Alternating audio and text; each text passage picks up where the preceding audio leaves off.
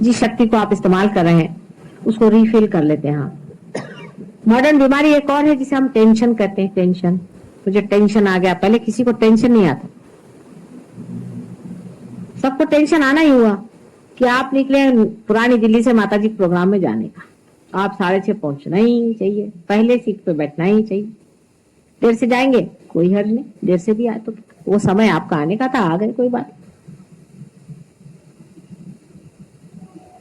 ऐसी कौन सी आफत मची हुई भाई, मुझे कहाँ जाने का और आपको कहाँ जाने का। आराम से बैठेंगे, 2-4 बातें करेंगे, चलो हो गया सहज और पूरा।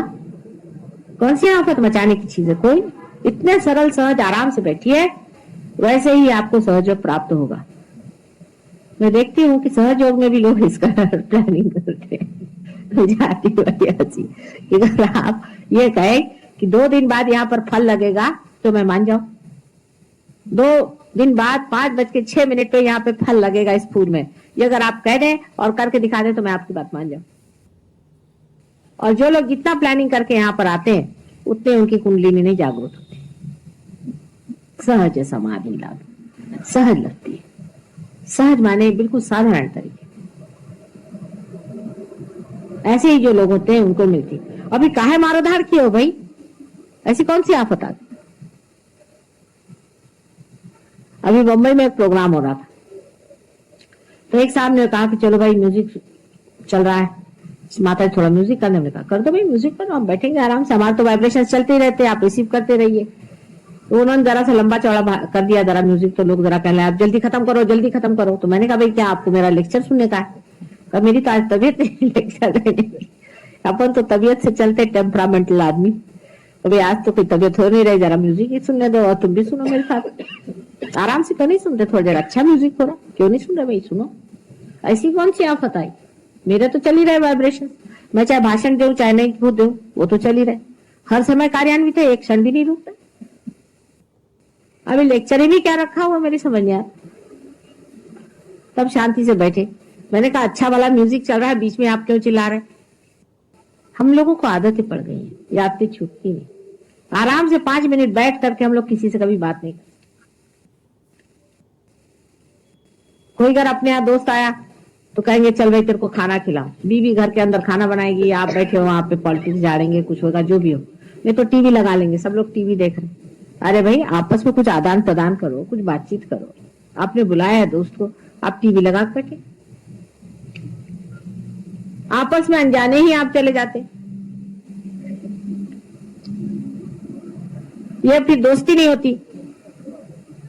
दोस्ती किसकी आजकल, कोई दोस्ती नहीं आजकल। दोस्ती तो तब आती जब आपस में कोई मजा उठाया जाए, दोस्ती उसे कहते हैं। आजकल दोस्ती का मतलब है फिर बिजनेस आ गया, नहीं तो ताश खेलो, ताश खेले बैठ गए, तब तक भी ठीक है, फिर रुपया लगाया, काम खत्म। दोस्ती अगर खत्म करनी तो ताश में आप रुपया लगाइए।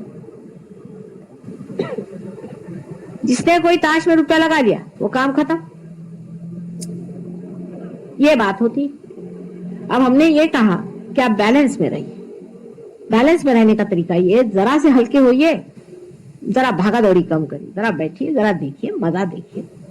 सवेरे सूरज उगता है, आकाश में देखिए कितने सुंदर रंग आते हैं, यही चला जाता है वो काम। शाम को सूरज डूबता है, इतने सुंदर रंग उठते हैं, वैसे ही चला जाता है। कितने ही फूल खिलते हैं, कितने ही बाहर आती है, कितने ही रंग बदलते हैं, ऐसा ही सारा शाम चला जाता है। कितने ही लोग मिलते हैं, सबसे मिलते हैं और बगैर मिले ही वो लोग चले जाते हैं, बिल्कुल अजनबी, कभी जाना ही नहीं।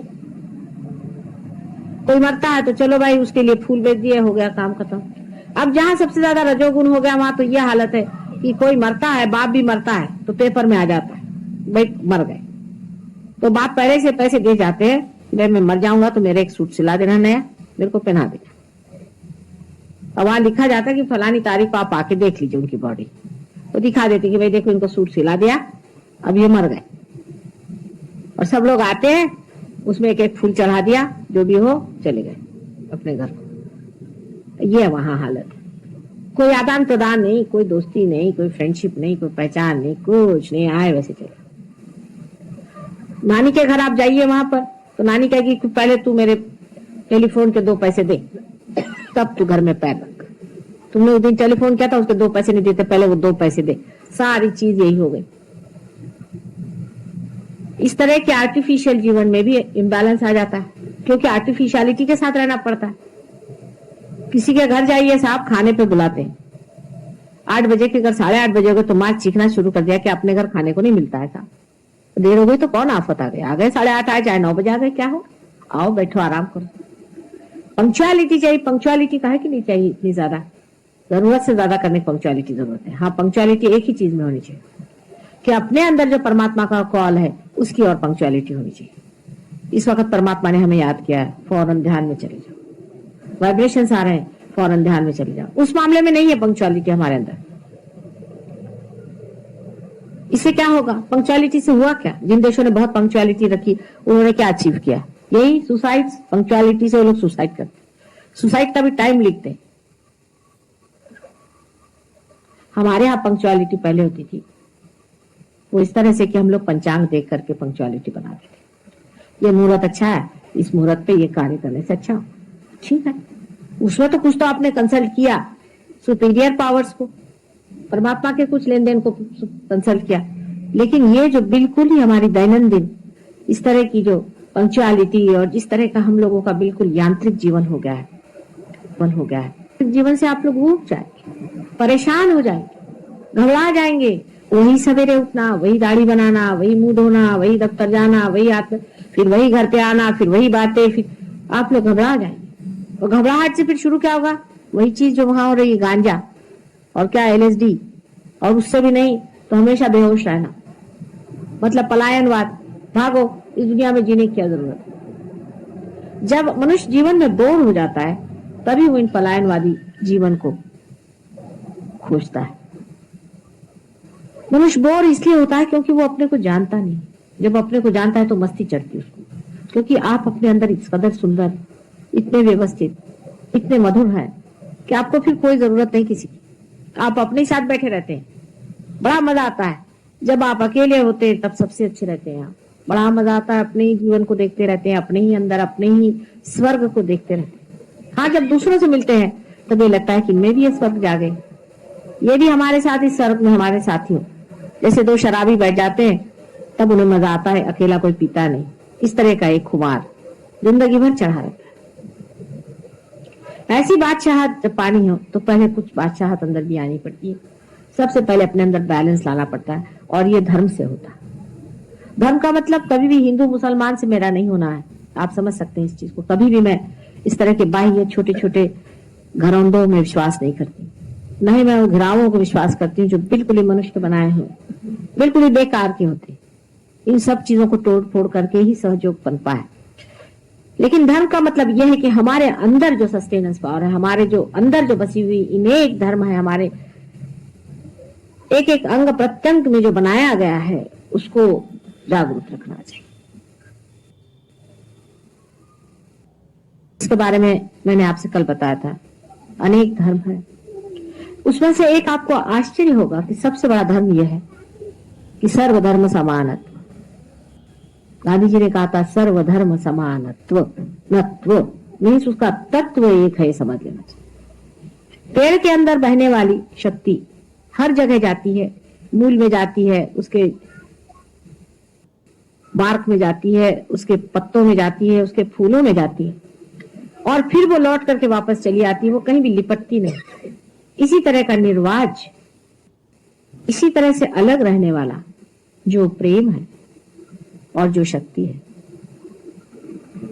उस शक्ति में जो एक तत्व चारों तरफ घूम रहा है, उसी प्रकार सारे ही धर्मों में एक ही तत्व घूम रहा है। और वो सीधा साधा सरल तत्व एक ही है कि जब धर्म की स्थापना हमारे अंदर हो जाती है, जब हम किसी भी धर्म के तत्व से प्लावित हो जाते हैं, उस तत्व को जब हम अपने अंदर पूरी तरह से स्थापित कर लेते हैं, तभी हमारा एवोल्यूशन हो सकता है। जैसे कि हिंदू धर्म के लोगों को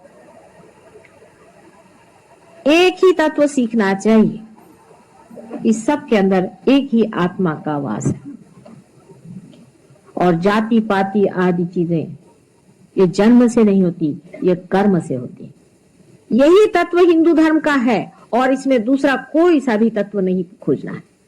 इस तत्व को आपने पा लिया तो आप असली हिंदू हो गए, बाकी तो आप अहिंदू हैं। चाहे वो अपने को मुसलमान कहलाए, चाहे वो अपने को ईसाई कहलाए, एक ही शक्ति, हम लोग तो शक्ति के पुजारी है ना हिंदू, एक ही शक्ति सबके अंदर बसती है और जिस कर्म में मनुष्य लीन होता है उसी कर्म से वो जाना जाए। माने जो ब्रह्म कर्म में लीन है वो ब्राह्मण है, जितने सहयोगी है सब ब्राह्मण। जो ब्रह्म में लीन होता है वो ब्राह्मण है, जो आनंद को सत्ता में खोजता वो क्षत्रिय है, और जो आनंद को पैसे में खोजता वो वैश्य है, और जो आनंद को किसी की सेवा में खोजता है वो शूद्र है। सोचिए आप, आपको आश्चर्य होगा। हमारे अंदर तो सेवा भाव का बड़ा भारी आदर्श है, सबकी सेवा करनी चाहिए, इसकी सेवा करो, उसकी सेवा करो। अब देखिए इसे शूद्र क्यों कहा गया, ये सोचने की बात है, बड़ी आश्चर्य की बात है कि कोई किसी की सेवा करे तो शूद्र क्यों। ये बड़ी सूक्ष्म बात है, इस सूक्ष्म बात को अगर आप समझ लें तो आप हिंदू धर्म का इसे समझ गए। किसी की सेवा जो करे सो शूद्र है, क्योंकि दूसरा कोई है ही नहीं। अगर हम आपको ठीक करते हैं, आपकी मालिश करते हैं, आपका सर ठीक करते हैं, तो हम अपने को ठीक कर रहे हैं असल में, क्योंकि हमारा ही सर पकड़ा हुआ है, आपका पकड़ा है। हमारे आप अंग प्रत्यंग है, तो हम अगर इसे ठीक नहीं करेंगे हमारे अंग प्रत्यंग को, तो हमें ही तकलीफ होती है। दूसरा कोई है ही नहीं जिसने ये आइडिया ले ली कि मैं दूसरे की सेवा कर रही हूं, बहुत ही शुद्र आइडिया। जिसने ये सोच लिया कि मैंने बड़े बड़े अनाथालय बना लिए, मैं जाता हूं गरीबों की सेवा करता हूं। कौन है गरीब? आप हैं गरीब। मुझे गरीबी इसलिए कहती है कि ये मेरा ही पार्ट एंड पार्सल है। अगर कोई इंसान संसार में गरीब है तो वो मेरे लिए थ्रेट है, मैं ही गरीब हूं। इतनी बड़ी उच्च कल्पना को जब आप निम्न दिशा में देखते हैं, इसीलिए ऐसे आदमी को शुद्ध, इसीलिए ऐसे कोई भी बादशाह नहीं कहता कि मैं किसी की सेवा करता हूं, वो देता है, उसे बहता है, वो सेवा नहीं करता। सेवा में एक बड़ा सूक्ष्म मूर्खतापूर्ण एक अहंकार है।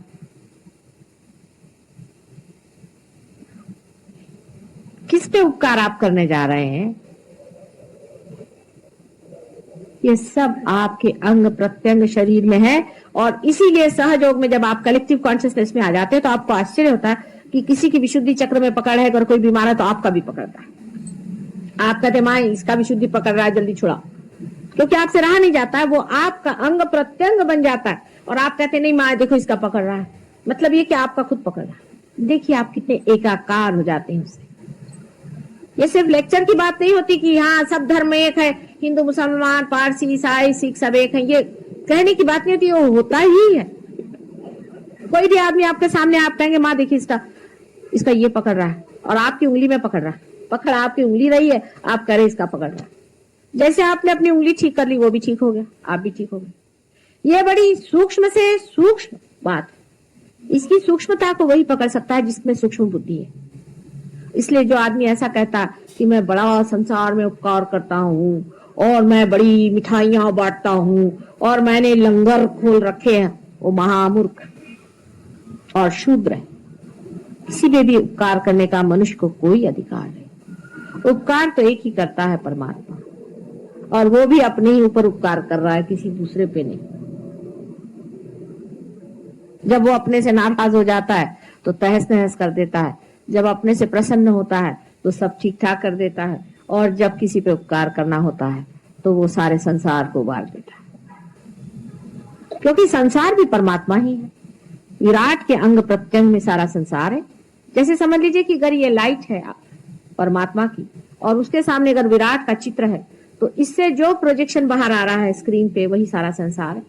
अब अगर इस विराट में कोई तकलीफ है तो वहां भी दिखाई देगी, अगर वहां कोई तकलीफ है तो वो यहां दिखाई देगी। उसको ठीक किए बगैर विराट ठीक नहीं होने वाले, उनकी तबीयत ही नहीं ठीक होने वाली, ना उन्हें आराम मिलने वाला। ये मैं आपसे सच कहती हूं। आपको आश्चर्य होगा एक बार मेरे पैर में लगी चोट, तो हमारे साथ एक डॉक्टर थे, उनका मैं माता जी आपको वाइब्रेशन से थे। मैंने कहा अच्छा आओ बेटे जो तो वाइब्रेशन। जैसे ही मैंने पैर पे हाथ रखा उन्होंने धड़ धड़ वहां से वाइब्रेशन आने लगे। मतलब जब कभी चोट लग जाती तो वहां से डबल वाइब्रेशन आती है, अगर मैं थक जाती हूँ तो मैं से ट्रिपल वाइब्रेशन आती है, जब मैं बीमार हो जाती हूँ वहां से ऐसे वाइब्रेशन आएंगे जैसे आप सब लोग बीमार हैं। समझ लीजिए बहुत से लोग दिल्ली शहर में बीमार हैं फ्लू से, तो मुझे भी फ्लू हो जाएगा, और उसमें से जो वाइब्रेशंस निकलेंगे उस वक्त वो आपके फ्लू को ठीक करेंगे, और जब वो निकल जाएंगे तो मैं भी ठीक हो जाऊंगी। क्या अजीब सी चीज है, देखिए है ऐसी चीज, यही होता है, बड़ी सूक्ष्म चीज है, और इसे आप समझें और इसे आप देखें और इसका साक्षात्कार करें। आप में से ऐसे भी यहाँ लोग हैं कुछ जिन्होंने बात देखी, ऐसा ही होता है। जैसे कि समझ लीजिए कोई एंटीबॉडीज अंदर में तैयार होती हैं और वो बहने लग जाती है। इसलिए हमारे संतुलन में जो हमने पहले से कहा है, सबसे बड़ी चीज है कि हमें धर्म के तत्व समझ लेने चाहिए। सर्वधर्म समानत्व बहुत जरूरी चीज है। कोई भी आदमी अगर कट्टर हो, उन्होंने बड़े बनाए कट्टरपना के नमूने बना रखे। हिंदू धर्म में बड़ी अच्छाई एक ही है कि उन्होंने कोई एक मनुष्य जाति पर कोई लगाया नहीं कि भाई तुम ईसा मसीह है या कोई मोहम्मद साहब है। एक अच्छाई ये हो गई, लेकिन उन्होंने सोचा जब इससे गए तो अब कुछ और दूसरा बना, क्योंकि ये तो गई बात कि जितने ईसाई हैं वो पार हो गए, या जितने मुसलमान हैं उनका ठीक हो गया, तो अब उसका कैसे किया जाए। तो वो कहते हैं कि अच्छा ठीक है, इसका अगर नहीं हो रहा तो दूसरा इलाज बना। क्या इलाज उन्होंने बनाया कि चलो जाति पाति बना दो। आदमी ऐसा है किसी चीज से बाज नहीं आता। ईसाई लोग कहेंगे कि बस ईसा मसीह एक आए थे दुनिया में और कोई नहीं आए। वो ईसा मसीह भी काफी उनके मुंह में बातें डाल दी, लेकिन ईसा मसीह ने खुद ही कहा those who are not against me are with me. अब हु आर दोज? मोहम्मद साहब ने भी खूब कहा है, बहुत बार कहा है, आप कर पढ़े उसको कि बहुत से पैगंबर आए। इन लोगों ने कहा कि अब इनके बाद कोई पैगंबर ही नहीं आएगा, ये लगा दिया इन लोगों ने। क्राइस्ट ने कहा कि I am the light, I am the path. उनका ठीक है, he is the light, he is the path, but who is the destination, who is the beginning? भाई लाइट है, पाथ है, उसकी और भी तो चीजें हैं, आगा पीछा भी है उसका। कृष्ण ने कहा कि सर्वधर्माणाम परित्यज्य मामेकम शरणम व्रज। तो लोग कहते हैं कि हाँ आप सब लोग हिंदू हो जाइए, इसका मतलब ये। आप सोचिए इतने जड़ हम लोग हैं, इसने जो कहा उसको बड़ा ही जड़ कर दिया। हर एक तत्व को जड़ करने में मनुष्य बहुत होशियार हो जाता है, और इसीलिए जितनी भी सूक्ष्मता है खोती गई है।